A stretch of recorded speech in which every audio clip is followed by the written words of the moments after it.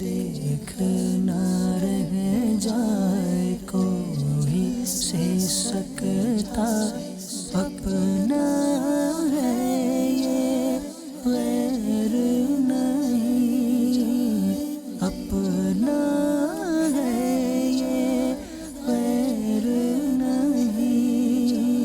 یہ مناظر ہیں کورنگی ڈھائی میں قائم سیلاب سے متاثرہ افراد کے لیے بنائی گئی عارضی پناہ گاہ کے، جہاں تقریباً 550 سے زائد مرد، بچے، بوڑھے اور خواتین رہائش پذیر ہیں، اور یہاں FGRF کے ذمہ داران سیلاب متاثرین کو ہر ممکن امداد دینے کے لیے موجود ہیں۔ اس جگہ انہیں صبح کا ناشتہ، دوپہر کا کھانا، رات کا کھانا اور پینے کے لیے صاف پانی بھی دیا جا رہا ہے، جبکہ چھوٹے بچوں اور بیمار افراد کے لیے بسکٹ، جوسز اور دودھ کا بھی انتظام کیا گیا ہے۔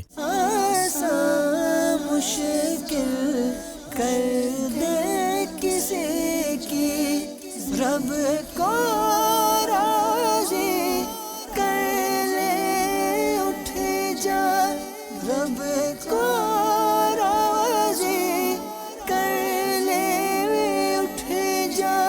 سیلاب کے باعث متاثرین کے مال مویشی، گھر، کاروبار ختم ہونے پر ان کی غمخواری کرتے ہوئے دعوت اسلامی کے شعبے مدنی کورسز کے تحت دینی علوم سکھانے کے لیے فیضان نماز کورس اور بچوں کو قرآن پاک سکھانے کا بھی انتظام کیا گیا ہے۔ اس جگہ جائے نماز بھی قائم کی گئی ہے۔ دعوت اسلامی کے شعبے رابطہ برائے شخصیات کے ذمہ دار کا کہنا تھا کیمپ کے اندر ہمارے جو ہے کورسز کے ذمہ داران اسلامی بھائیوں میں کورسز جو کروا رہے ہیں، فیضان نماز کورس شروع کروا دیا ہے۔